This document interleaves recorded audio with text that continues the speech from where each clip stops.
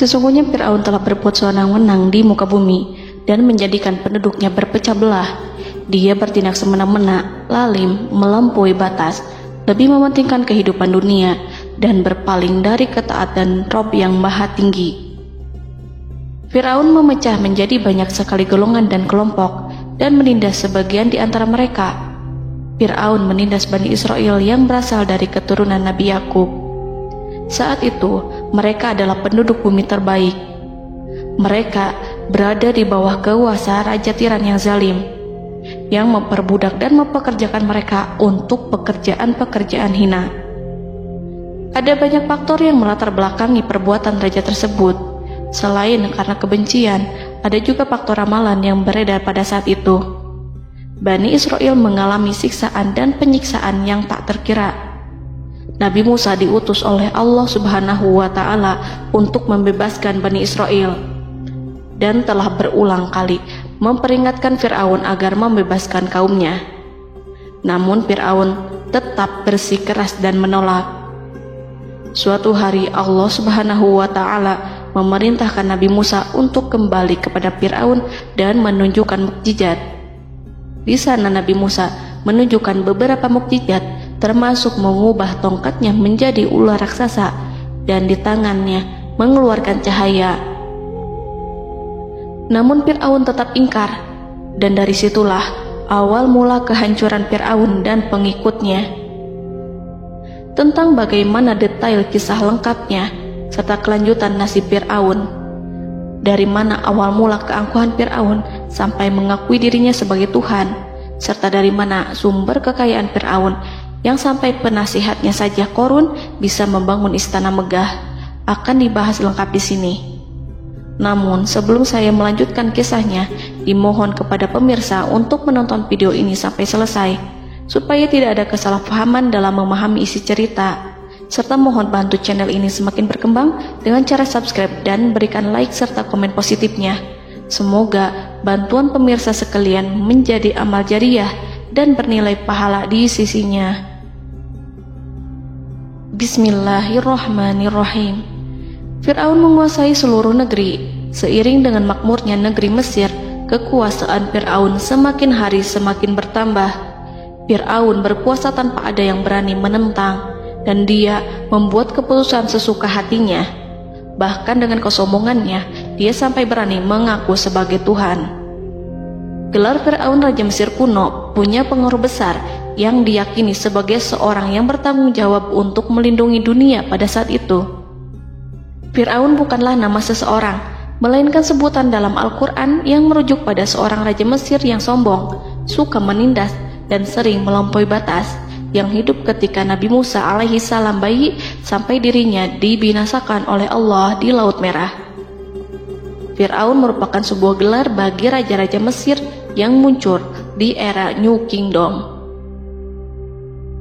Pendapat Syekh Abdurrahman As-Sadi mengatakan bahwa Fir'aun merupakan gelar yang diberikan kepada raja-raja Mesir, sebagaimana Raja Babel disebut Namrud, Raja Habasyah disebut An-Najasyi, Raja Yaman disebut Al-Qil, atau Raja Persia yang disebut Kisra, penguasa Roma yang dijuluki Kaisar. Sebutan Fir'aun dalam Al-Quran ini menjurus pada Raja Mesir yang hidup pada tahun 1527 sampai 1407 sebelum Masehi.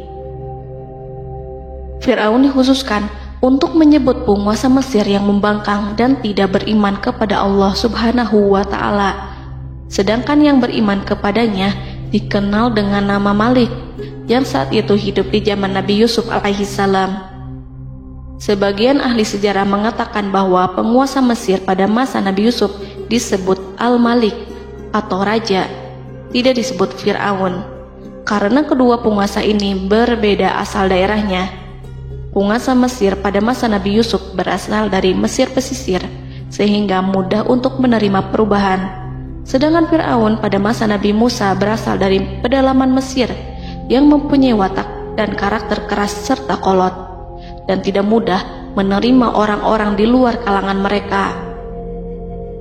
Dari keterangan di atas dipahami kenapa penguasa Raja Mesir pada masa Nabi Yusuf percaya kepada Nabi Yusuf dan mengikuti agama Nabi Yusuf, yaitu Islam. kemudian diikuti oleh rakyatnya. Sebagian ahli sejarah menyamakan Fir'aun dengan Mas'ab ibnu Royan.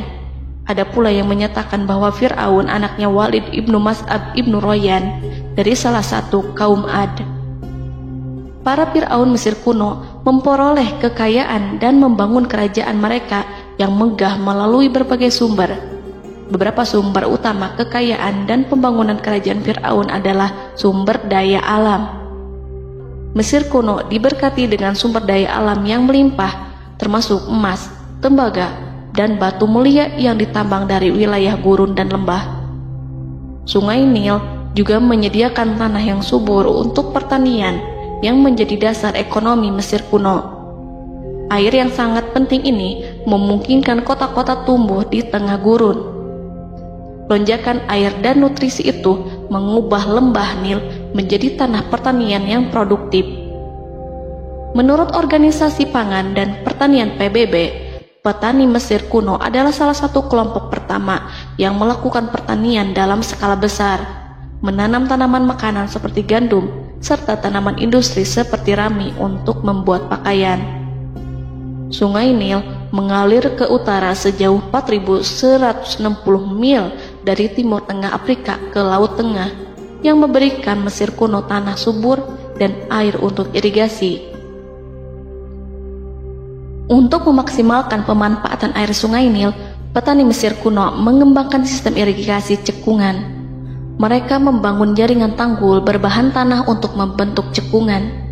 Kemudian, mereka menggali saluran untuk mengarahkan air banjir ke dalam cekungan, di mana air akan menggenang selama sebulan hingga tanah jenuh dan siap untuk ditanami.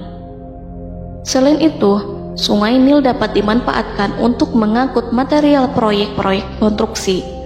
Untuk mendapatkan manfaat dari Sungai Nil, orang yang tinggal di tepi sungainya harus mencari cara mengatasi banjir tahunan sungai ini. Untuk memprediksi apakah mereka akan menghadapi banjir yang bisa mengakibatkan panen buruk, orang Mesir kuno membangun nilometer atau pilar batu dengan tanda menunjukkan tingkat air.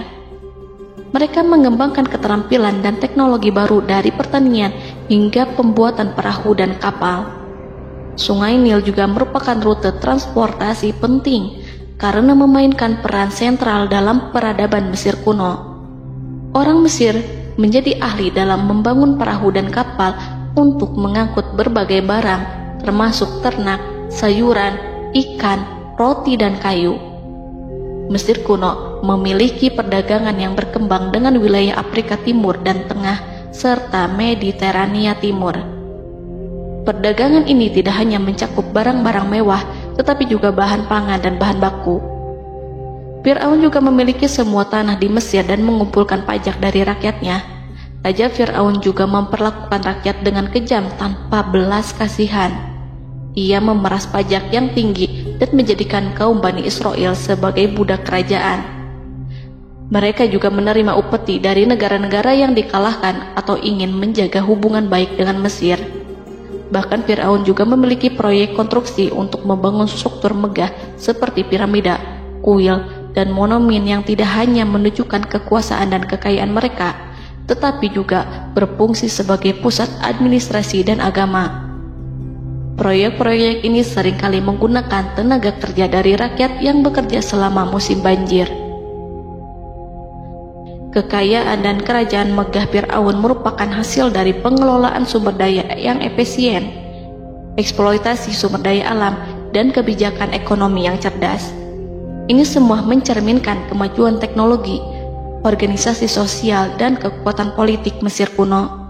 Kekayaan para Fir'aun Mesir kuno memang sangat luar biasa dan telah menjadi topik penelitian dan kekaguman selama berabad-abad. Fir'aun juga dikenal karena kehidupan mewah mereka. Sebagai penguasa Mesir kuno, Fir'aun hidup dengan kekayaan dan kemewahan yang hampir tak terbayangkan, yang mencerminkan kekuasaan dan status mereka. Mereka menghiasi diri mereka dengan aksesoris yang rumit dan gemerlap, serta mengenakan simbol otoritas dan kekuasaan tradisional. Dan Allah memberikan kepada Fir'aun berupa istidratuhul afiyah, yakni hidup sekian lama tanpa pernah merasakan sakit. Allah Subhanahu wa Ta'ala mengaruniai Fir'aun untuk bisa hidup selama 400 tahun tanpa sakit. Tentu, hal tersebut sudah menjadi kehendak Allah Subhanahu wa Ta'ala, maka tidak ada satupun manusia yang bisa menghalangi, bahkan bagi seorang Fir'aun sekalipun yang terkenal dengan kezalimannya. Namun dengan karunia-Nya yang diberikan Allah tersebut, bukannya menjadikan Fir'aun sebagai manusia yang bersyukur, tetapi malah membangkitkan kesombongan dan kesesataannya. Dan puncak kesombongan Fir'aun juga dicatat Al-Quran sebagai penguasa tangan besi dan manusia yang pernah mengaku Tuhan.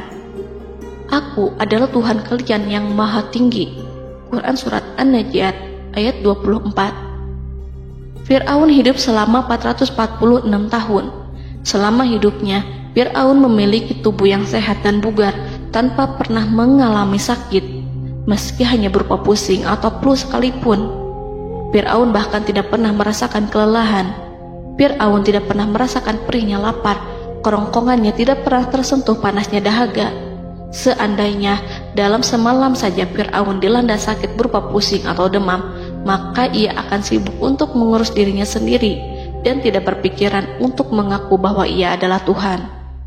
Hal ini pun dijelaskan dalam kitab Ihya Ulumuddin Al-Qut Al-Qulub oleh Imam Al-Ghazali. Sesungguhnya yang menyebabkan Fir'aun sampai berani mengatakan, "Aku adalah Tuhan kalian yang maha tinggi," hal ini disebabkan karena ia mengalami masa sehat dalam hidupnya yang begitu lama. Kekejaman Raja Fir'aun diikuti dengan kesombongannya.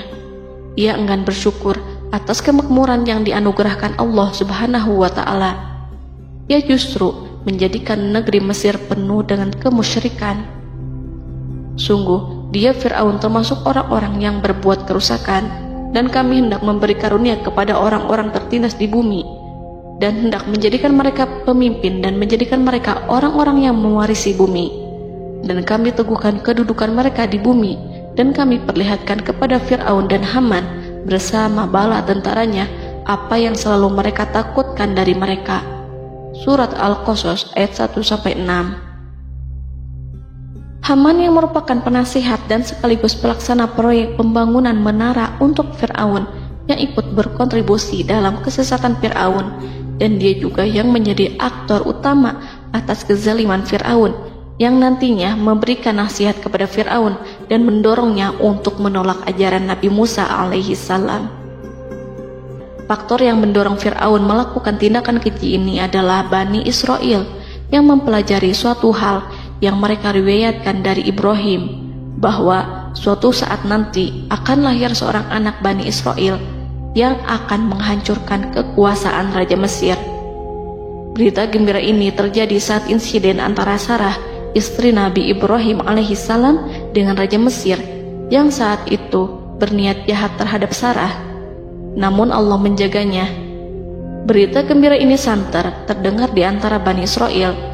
Kaum Kipti juga membicarakan berita ini, hingga sampailah juga ke telinga Fir'aun. Sebagian amir dan orang-orang dekat Fir'aun menyampaikan hal itu kepadanya saat tengah berbincang pada malam hari. Waktu itu Fir'aun langsung menginstruksikan untuk membunuh seluruh anak laki-laki Bani Israel untuk mengantisipasi kelahiran anak yang dimaksud. Tapi apa boleh buat, kewaspadaan sama sekali tidak bisa menghindari takdir.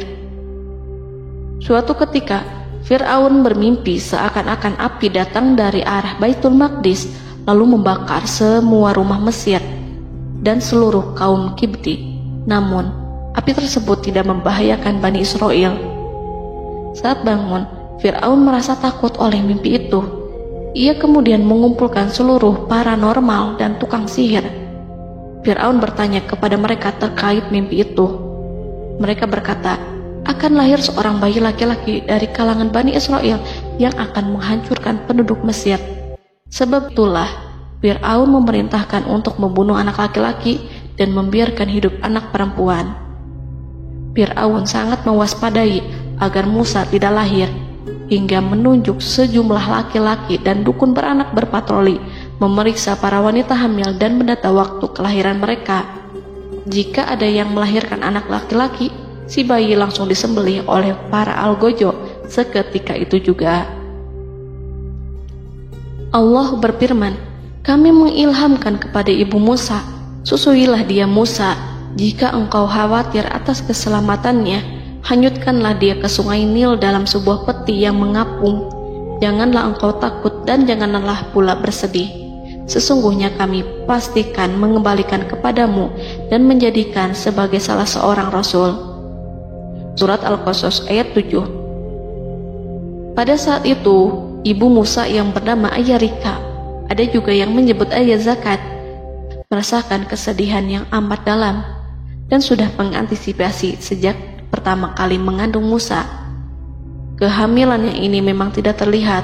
Harun lahir pada tahun ketika hukuman mati bagi lelaki tidak berlaku, sementara Musa lahir pada tahun di mana bayi laki-laki harus dibunuh. Saat melahirkan, ibunya mendapat ilham agar Musa kecil diletakkan di dalam peti yang diikat dengan tali. Rumahnya tepat di hulu sungai Nil. Ia menyusui Musa, kemudian ketika khawatir pada seseorang, ia meletakkan Musa di peti itu, lalu dilepaskannya ke lautan, sementara talinya tetap dipegang. Setelah semua orang pergi, ia tarik kembali peti itu. Namun suatu hari, ibu Musa melepaskan peti itu, tetapi dia lupa tidak mengikatnya dengan tali, sehingga peti berisi Musa kecil itu hanyut bersama aliran sungai Nil hingga melintas tepat di depan istana Fir'aun. Selir-selir Fir'aun itu memungut peti dalam kondisi tertutup rapat. Mereka tidak berani membukanya. Peti itu kemudian diletakkan di depan istri Fir'aun, Asiyah binti Muzahim. Ada pendapat yang mengatakan bahwa Asiyah berasal dari Bani Israel dari keturunan Musa. Saat membuka penutup peti dan menyingkap tirai penutupnya, Asiyah melihat wajah Musa kecil memancarkan sinar-sinar nubuah kemuliaan. Begitu melihatnya, Asiyah langsung jatuh hati dan sangat mencintainya. Saat Fir'aun tiba, ia berseru, "Apa ini?" Kemudian ia memerintahkan untuk menyembelihnya, tetapi sang istri meminta agar bayi tersebut diberikan kepadanya. Sang istri berkata, "Dia adalah penyejuk mata hati bagiku dan bagimu." Fir'aun menimpali, "Iya, bagimu, tapi bagiku tidak. Aku tidak memerlukan bayi itu." Petaka memang selaras dengan tutur kata. Kata-kata istri Fir'aun, mudah-mudahan dia bermanfaat kepada kita. Allah memberikan manfaat yang ia harapkan. Di dunia, Allah memberikan hidayah padanya melalui sosok Musa, dan di akhirat, Allah menempatkan dia di surganya karena Musa. Atau kita ambil dia menjadi anak. Keduanya pun mengadopsi Musa karena mereka berdua tidak punya anak. Perkataan Asiyah ini diabadikan dalam Al-Quran surat Al-Qasas ayat 9.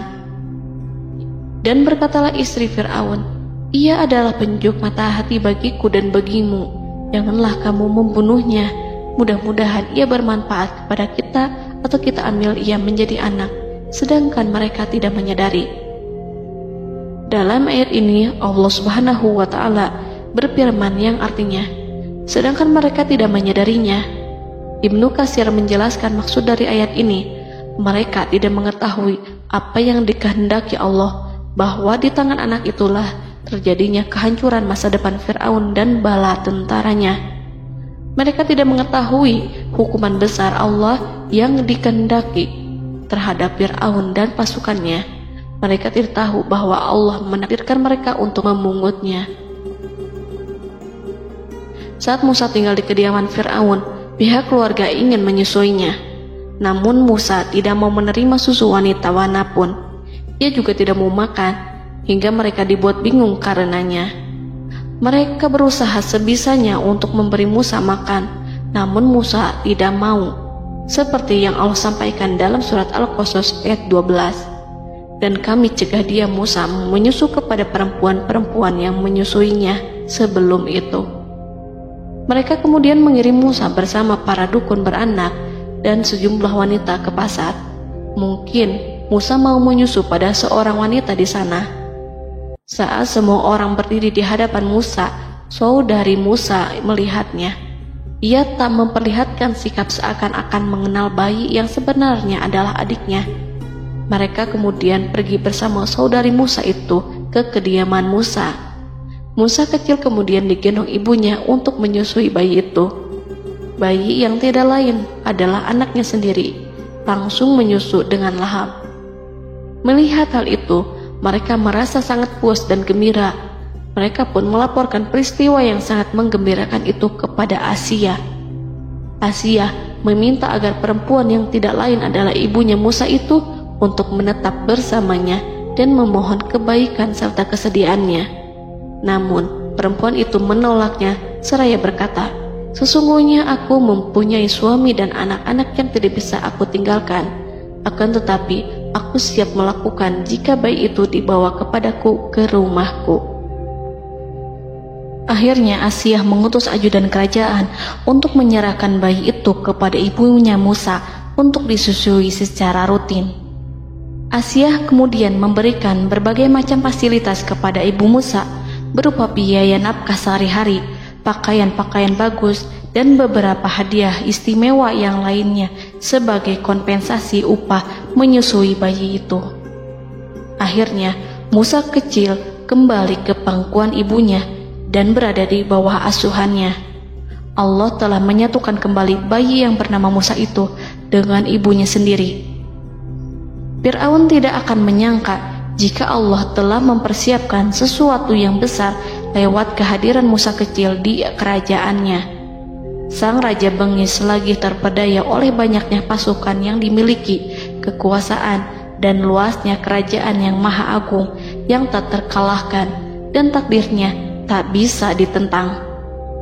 Allah telah memutuskan bahwa bayi itu yang dia dan pengikutnya waspadai keberadaannya itu hingga dengan bengis membunuh banyak sekali nyawa yang tak terhitung jumlahnya. Padahal anak tersebut justru tumbuh dewasa di kediamannya, di atas kasurnya, memakan makanannya dan meminum yang ada di rumahnya. Fir'aun sendiri justru mengadopsi dan merawat serta mengasuhnya tanpa menyadari rahasia besar di balik itu.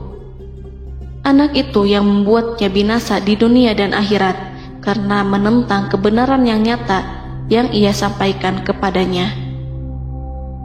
Nabi Musa tumbuh dan hidup sebagai salah seorang dari keluarga kerajaan hingga mencapai usia dewasanya, di mana ia memperoleh asuhan dan pendidikan sesuai dengan tradisi istana. Allah Subhanahu wa Ta'ala mengaruniakannya hikmah dan pengetahuan sebagai persiapan tugas kenabian dan risalah yang diwahyukan kepadanya. Musa tumbuh menjadi seorang pemuda yang mempunyai fisik dan akhlak yang kuat. Allah anugerahkan kepada Musa kesempurnaan tubuh dan kekuatan jasmani.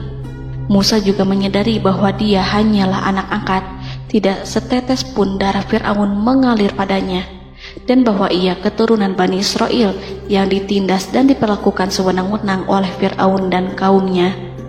Maka dia berjanji kepada dirinya sendiri akan menjadi pembela bagi kaum-kaum yang lemah yang tertindas. Kekuatan fisik Nabi Musa memang tidak bisa diragukan. Itu terbukti pada saat Nabi Musa mampu mengangkat batu penutup sumur seorang diri, padahal batu itu hanya bisa diangkat oleh 10 orang laki-laki. Peristiwa kedua saat perkelahian antara Bani Israel dan orang Kipti atau kaumnya Fir'aun, suku asli Mesir. Saat orang Israel meminta pertolongan kepada Musa untuk mengalahkan orang Kipti, Musa menghampiri orang Kipti tersebut. Dengan tangan terkepal, Musa meninju orang Kipti dan matilah musuhnya itu. Orang Kipti hanya mati karena pukulan itu. Musa tidak sengaja dan tidak bermaksud untuk membunuh orang Kipti. Musa hanya berniat membuatnya jera. Dan karena peristiwa itulah Nabi Musa pergi meninggalkan Mesir karena Musa takut terhadap Fir'aun dan tentaranya yang akan membunuhnya. Karena jika mereka tahu bahwa Musa membunuh orang Kipti demi membela salah seorang Bani Israel, akan membuat Fir'aun dan pengikutnya mencurigai bahwa Musa memang berasal dari Bani Israel, dan pada akhirnya akan memicu sebuah permasalahan besar. Dan pada waktu yang sudah ditentukan oleh Allah, sekitar 10 tahun Nabi Musa meninggalkan Mesir. Pada akhirnya Allah mengamanahkan dia sebagai seorang rasul. Allah anugerahkan kepadanya hikmah kenabian dan pengetahuan di usia 40 tahun. Allah perintahkan Musa kembali ke Mesir untuk menghadapi Fir'aun dan mengajak dia mengakui Tuhan semesta alam. Tugas ini penuh dengan bahaya, mungkin bisa membuat Musa kehilangan nyawa. Tetapi menuruti perintah Allah itu mutlak baginya. Ditemani oleh saudaranya Harun untuk membantunya membenarkan perkataannya. Lidah Musa cedal karena bara api yang pernah diletakkan di lidahnya saat Fir'aun hendak menguji akalnya setelah menarik jingat Fir'aun hingga berdarah. Fir'aun bermaksud untuk membunuhnya. Asia mengkhawatirkan Musa lalu berkata, dia masih kecil. Fir'aun kemudian menguji Musa dengan meletakkan buah dan bara api di hadapannya. Musa kecil hendak bermaksud meraih buah-buahan, tetapi tangannya dialihkan oleh malaikat. Lalu Musa mengambil bara api dan ia letakkan di lidahnya. Lidahnya cedal karena bara api ini. Musa meminta kepada Allah agar kekakuan yang ada di lidahnya dihilangkan sebagian, sebatas agar kata-katanya bisa dipahami, dan tidak meminta untuk dihilangkan secara total, karena para rasul hanya meminta sebatas yang diperlukan. Pergilah kamu kepada Fir'aun, karena dia benar-benar telah melampaui batas, maka berbicaralah kamu berdua kepadanya dengan kata-kata yang lemah lembut.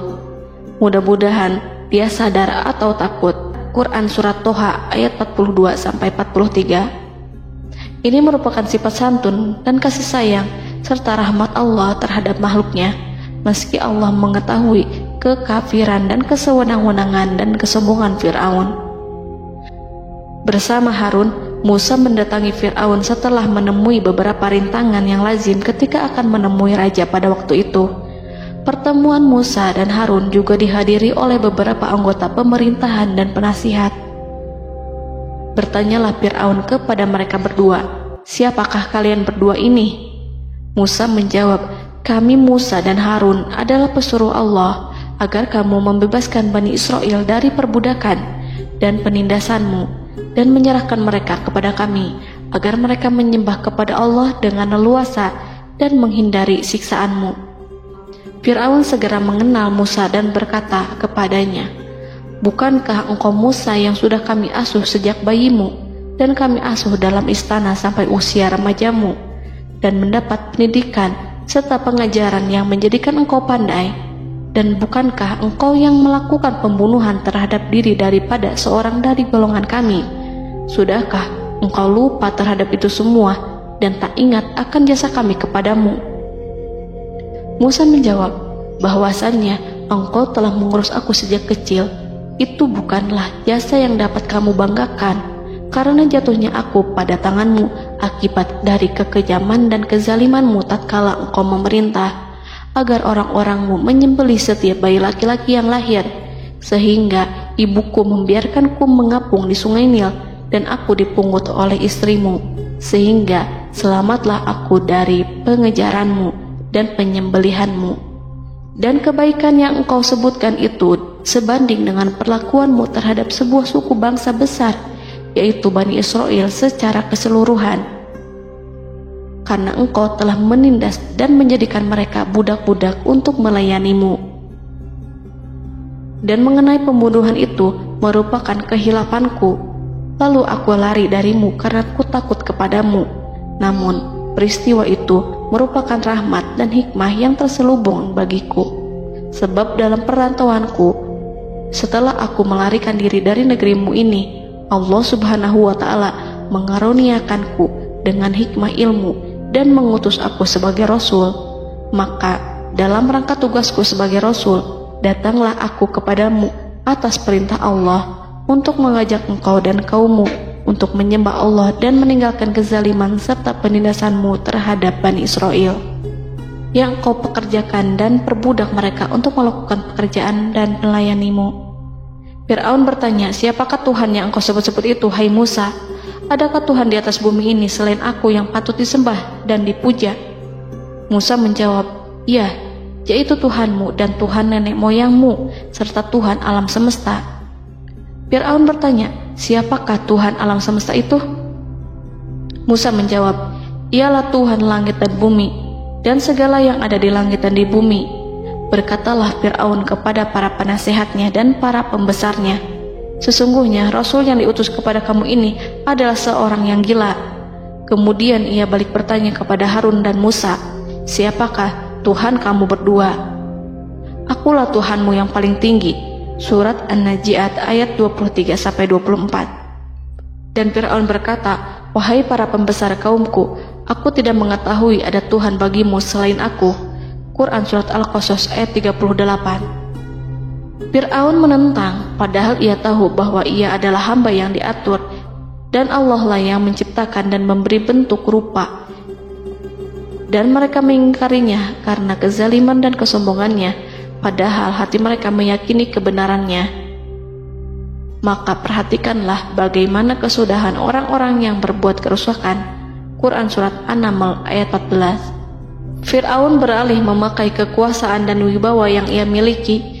Fir'aun berkata, jika engkau menyembah Tuhan selain aku akan memasukkanmu ke dalam penjara.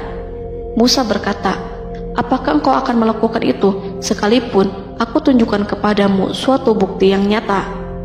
Fir'aun menjawab, tunjukkanlah sesuatu yang nyata itu. Maka Musa melemparkan tongkatnya. Tiba-tiba tongkat itu menjadi ular besar, dan Musa mengeluarkan tangan dari dalam bajunya. Tiba-tiba tangan itu menjadi putih bercahaya. Saking ketakutannya hingga membuat Fir'aun terkena diare. Dalam sehari lebih dari 40 kali buang air. Namun Fir'aun sebagai raja yang mengaku Tuhan tentu tidak akan begitu saja menyerah kepada Musa, walaupun telah diperlihatkan 2 mukjizat. Bahkan Fir'aun berkata kepada kaumnya yang dikhawatirkan terpengaruh oleh mukjizat Musa, bahwa apa yang dilakukan Musa merupakan sihir, dan Musa Harun adalah ahli sihir yang datang dengan maksud menguasai Mesir. Salah satu penasehatnya, yaitu Haman, mengusulkan agar mengumpulkan semua ahli sihir dari berbagai penjuru kerajaan untuk bertanding mematahkan sihir Musa, yang tanpa pikir panjang Fir'aun setujui. Fir'aun pun berkata kepada Musa, apa yang kau bawa ini adalah sihir. Kami akan melawanmu dengan sihir yang sama. Fir'aun pun kemudian meminta Musa untuk bertemu pada waktu dan tempat yang disepakati, dan langsung disetujui Nabi Musa tanpa ragu sedikit pun. Inilah salah satu tujuan terbesar Musa untuk memperlihatkan ayat-ayat hujah dan bukti-bukti nyata Allah di hadapan halayak ramai. Dengan berbekal pertolongan Allah, Musa yakin akan menang melawan para ahli sihir itu. Maka pada waktu yang sudah ditetapkan, yakni pada permulaan hari, saat cahaya matahari mulai terik menyengat, sehingga kebenaran akan terlihat terlebih jelas dan nyata, orang-orang berbondong-bondong menuju tempat yang sudah ditentukan untuk melihat pertandingan sihir yang sudah dihadiri ribuan tukang sihir. Menurut Muhammad bin Ka'ab, mereka berjumlah 80.000 ahli sihir. Mereka sudah dijanjikan hadiah dan uang yang besar jika berhasil mengalahkan Musa. Para penyihir istana berkata, wahai Musa, apakah engkau yang mau lebih dahulu ataukah kami? Musa menjawab, silahkan kalian lebih dahulu. Maka ketika tali-tali dan tongkat-tongkat ahli sihir dilemparkan, tiba-tiba berubah menjadi seakan-akan ia merayap cepat karena sihir mereka. Ada rasa takut yang menyelimuti hati Musa, takut jika orang-orang terkena fitnah sihir dan tipu daya mereka. Namun Allah langsung menguatkan Musa dan berkata yang diabadikan dalam Quran Surat Toha ayat 65-69, janganlah engkau takut, sungguh engkaulah yang unggul, dan lemparkanlah apa yang ada di tangan kananmu, niscaya ia akan membuat.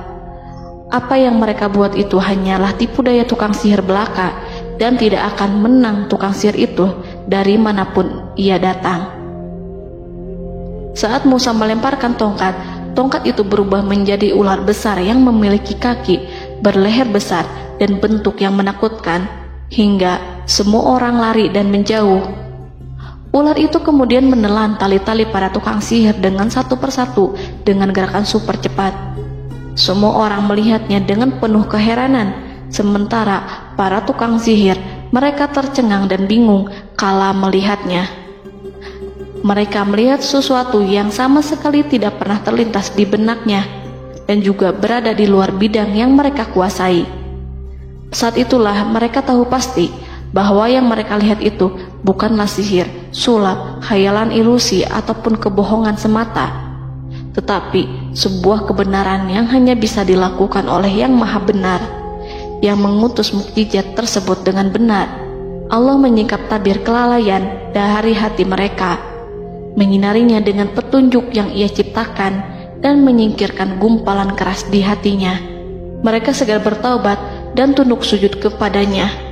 Dengan lantang mereka mengatakan kepada semua yang hadir tanpa memperdulikan hukuman ataupun siksaan apapun, "Kami beriman kepada Rob seluruh alam, yaitu Tuhannya Musa dan Harun."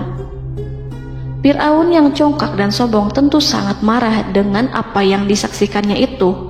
Ketika melihat ahli-ahli sihirnya begitu cepat menyerah dan mengakui kekalahan kepada Musa, bahkan menyatakan beriman kepada Tuhan Musa dan Harun. Tindakan itu dianggapnya sebagai pelanggaran terhadap kekuasaannya dan penentangan terhadap ketuhanannya dan merupakan tamparan bagi kewibawaannya. Fir'aun berkata kepada mereka, "Apakah kalian telah beriman kepada Musa sebelum aku memberi izin? Kenapa kalian tidak terlebih dahulu bermusyawarah kepadaku sebelum melakukan tindakan keji di hadapan rakyatku ini? Dia itu pemimpinmu yang mengajarkanmu sihir, dan bukankah ini adalah persengkongkolanmu terhadapku? Musa dapat mengalahkan kamu sebab ia mungkin merupakan guru dan pembesar yang mengajari sihir kepadamu, dan kamu telah mengaturnya, dan sandiwaramu ini tak akan kubiarkan. Akan kupotong tangan dan kakimu secara bersilang, dan sungguh aku akan salib kamu pada pangkal pohon kurma sebagai balasan dan hukuman atas pengkhianatanmu ini." Walaupun melihat langsung kebenarannya, Fir'aun tetap tidak percaya. Dia tidak suka keyakinan para penyihir terhadap Musa. Para penyihir itu yang telah mengakui keimanan mereka kepada Allah tak merasa gentar ataupun takut, karena ketika para tukang sihir itu sujud, mereka melihat rumah dan istana-istana di surga yang telah dipersiapkan untuk mereka. Semuanya dirias untuk menyambut kedatangan mereka. Karena itu, mereka tidak peduli dengan ancaman Fir'aun. Setelah peristiwa kekalahan penyihir Fir'aun dengan mukjizat Nabi Musa itu, Fir'aun serta penasihat dan para pembesarnya, termasuk Haman, merencanakan penindasan yang lebih kejam untuk kaum Bani Israel dan merencanakan pembunuhan terhadap Nabi Musa. Fir'aun khawatir jika gerakan Musa tidak dipatahkan akan mengancam kerajaan dan kewibawaannya yang mengaku sebagai Tuhan. Walaupun sudah diingatkan oleh orang mukmin dari kalangan keluarga Fir'aun agar tidak membunuh Nabi Musa dan menyeru kembali menuju jalan yang benar dan mengingatkan kepada akibat yang buruk yang akan didapati nanti, namun Fir'aun dan penasihatnya tetap berada pada kesesatan. Sebagai balasannya, Allah menghukum Fir'aun dan penduduknya dengan kekeringan dan penyakit yang bertahun-tahun karena menolak Rasulnya. Mereka dilanda banjir bandang, darah yang bercampur dengan seluruh air yang ada. Setiap kali mereka akan mengambil air, baik air sumur ataupun air sungai Nil, pasti akan berubah menjadi darah segar. Serbuan belalang pun tidak bisa mereka hindari. Belalang menghinggapi tanaman hingga tak menyisakan satupun buah, daun, ataupun rumput. Serangan hama dan wabah katak juga mengerumuni mereka hingga berjatuhan di makanan, wadah-wadah, sampai-sampai ketika ada yang membuka mulut untuk makan ataupun minum, pasti ada katak yang jatuh di situ. Semua hukuman itu hanya menimpa Fir'aun dan pengikutnya, sama sekali tidak menimpa Nabi Musa dan Bani Israel. Namun mereka tidak belajar ataupun berubah, mereka tetap saja kafir dan hanyut dalam kejahatan. Setiap kali Allah timpakan hukuman kepada Fir'aun dan pengikutnya, mereka bersumpah dan berjanji kepada Musa untuk beriman. Namun ketika hukuman itu dihilangkan, mereka ingkar janji berpaling dan kembali kepada keburukan seperti sedia kala. Dari semua penderitaan ini, Allah perintahkan Musa membawa pengikutnya keluar dari Mesir, memulai perjalanan berbahaya antara hidup dan mati. Setelah mengetahui keberangkatan Nabi Musa dan Bani Israel, Fir'aun bersama tentaranya bergerak untuk membantai mereka. Dengan pasukan besar yang berjumlah lebih dari 1.600.000 personil, ditambah 100.000 ekor kuda berwarna hitam legam, Fir'aun berhasil mengejar rombongan Nabi Musa yang saat itu berjumlah 600.000 prajurit di pantai Laut Merah saat matahari terbit. Pasukan Fir'aun mengepung mereka dari semua arah. Di belakang mereka ada tentara Fir'aun yang kejam, sementara di hadapan mereka Laut Merah yang membentang luas. Kala situasi kian genting dan Fir'aun beserta seluruh pasukannya mendekat dengan kesungguhan hati, diperkuat dan persenjataan, juga dengan amarah dan kedengkian, penglihatan tidak menetap mengarah ke suatu tujuan, dan hati naik menyesak sampai ke tenggorokan. Saat itulah Yang Maha Penyantun lagi kuasa, Rob Arsy yang mulia, mewahyukan kepada Musa, "Pukullah laut itu dengan tongkatmu." Maka tatkala Musa memukulkan tongkatnya ke lautan, laut itu pun terbelah. Air lautan berdiri tegak laksana gunung yang terbelah oleh kuasa yang maha agung, yang bersumber dari zat yang mengatakan kepada sesuatu, "Jadilah," maka jadilah sesuatu itu. Allah memerintahkan angin barat untuk menyapu kerikil-kerikil hitam lautan, hingga dasar lautan berubah menjadi tanah yang kering, yang tidak melekat pada kaki-kaki kuda dan hewan. Allah memerintahkan Musa untuk melintas bersama kaumnya. Mereka segera turun melintas dengan senang. Mereka menyaksikan sebuah hal yang membuat mata tercengang dan memberikan petunjuk pada hati orang-orang yang mukmin. Setelah Musa bersama kaumnya melintas secara keseluruhan dan keluar dari lautan, saat itulah pasukan garis depan Fir'aun baru masuk. Saat itu Musa bermaksud memukulkan tongkat ke lautan agar kondisi laut kembali seperti sedia kala, agar Fir'aun dan pasukannya tidak bisa mengejar. Tapi Allah yang Maha Kuasa dan pemilik keluhuran memerintahkan agar lautan tetap dibiarkan seperti itu, seperti yang Ia firmankan. Saat Musa membiarkan lautan dalam kondisi terbelah dan Fir'aun tiba di tepi pantai, ia melihat sesuatu yang dahsyat. Kondisi ini membuatnya tercengang, dan ia tahu betul bahwa apa yang dilihatnya adalah pekerjaan Rob Arsy yang mulia, seperti halnya mukjizat lain yang pernah ia lihat sebelumnya. Fir'aun berhenti dan tidak maju. Ia menyesal karena mengejar Bani Israel dalam situasi seperti ini, di saat penyesalan tiada lagi membawa guna. Namun Fir'aun memperlihatkan sikap tangguh dan kuat di hadapan para pasukannya dan memperlakukan mereka layaknya musuh. Jiwa kafir dan watak keji Fir'aun mendorong dirinya mengatakan kepada kaum yang ia perdaya hingga patuh dan mengikuti kebatilannya, "Lihatlah bagaimana lautan ini terbelah agar aku bisa mengejar budak-budakku yang melarikan diri dari kekuasaanku, menyimpang dari ketaatanku dan meninggalkan negeriku." Fir'aun bersembunyi di barisan belakang dengan harapan ia bisa selamat, tapi mustahil ia bisa selamat. Fir'aun terlihat maju mundur. Dan pada kesempatan itu, Jibril menampakkan diri dalam wujud seorang penunggang kuda perawan, lalu melintas di hadapan kuda jantan yang ditunggangi oleh Fir'aun. Kuda yang ditunggangi Fir'aun meringik menghampiri kuda yang ditunggangi Jibril. Fir'aun kemudian masuk ke dalam lautan hingga mendahului kuda dengan tangkas dan cepat. Fir'aun tidak menghindari mara bahaya dari dirinya ataupun mendatangkan manfaat. Mereka segera menyusul hingga semuanya berada di lautan.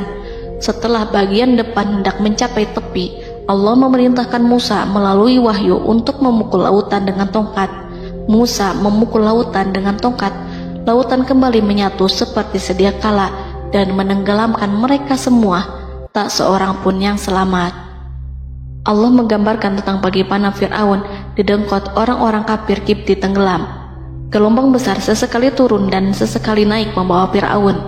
Bani Israel melihatnya dan juga pasukannya, seperti apa siksa dan petaka besar yang Allah timpakan kepadanya dan juga pasukannya, agar Bani Israel senang dan lega. Saat Fir'aun menyaksikan kematian dan mulai sakarat, Ia kembali kepada jalan kebenaran dan bertaubat, serta beriman pada saat keimanan tiada lagi membawa guna. Seperti yang Allah sampaikan dalam ayat yang lain, sesungguhnya orang-orang yang dipastikan mendapat ketetapan Rabb-Mu tidaklah akan beriman meskipun mereka mendapat tanda-tanda kebesaran Allah hingga mereka menyaksikan azab yang pedih. Quran Surat Yunus ayat 96-97. Seperti itulah Musa mendoakan keburukan pada Fir'aun dan golongannya agar harta benda mereka dibinasakan, hati mereka diikat sehingga mereka tidak akan beriman hingga melihat siksaan yang pedih, yaitu ketika keimanan tidak ada lagi membawa guna bagi mereka, sekaligus sebagai penyesalan bagi mereka. Allah berfirman kepada Musa dan Harun saat keduanya mengucapkan doa tersebut, sungguh telah diperkenankan permohonan kamu berdua. Quran Surat Yunus ayat 89. Siksaan yang ditimpakan kepada Fir'aun dan pasukannya ini merupakan jawaban atas doa Musa dan saudaranya Harun. Dalam hadis riwayat Imam Ahmad, Rasulullah Shallallahu Alaihi Wasallam bersabda, saat Fir'aun berkata, aku percaya bahwa tidak ada Tuhan melainkan Rabb yang dipercaya Bani Israel, Jibril berkata kepadaku, wahai Muhammad, andai kau melihatku saat mengambil pasir lautan, lalu aku sumpalkan ke mulutnya karena khawatir jika rahmat menghampirinya. Ibnu Abbas dan lainnya mengatakan, sebagian Bani Israel meragukan kematian Fir'aun, bahkan ada yang menyatakan bahwa Fir'aun tidak mati. Allah kemudian memerintahkan lautan untuk mengapungkan jasad Fir'aun. Maka pada hari ini kami selamatkan jasadmu, yaitu dengan mengenakan baju perang yang dengannya kau dikenali, agar engkau dapat menjadi pelajaran bagi orang-orang yang datang setelahmu, yaitu agar kau menjadi bukti bagi Bani Israel atas kekuasaan Allah yang membinasakan Fir'aun. Karena itu, sebagian salaf membaca, kemungkinan yang dimaksud adalah kami menyelamatkan jasadmu beserta baju perangmu agar kau menjadi pelajaran bagi orang-orang setelahmu dari kalangan Bani Israel, dan mereka tahu bahwa kau telah binasa. Wallahu a'lam.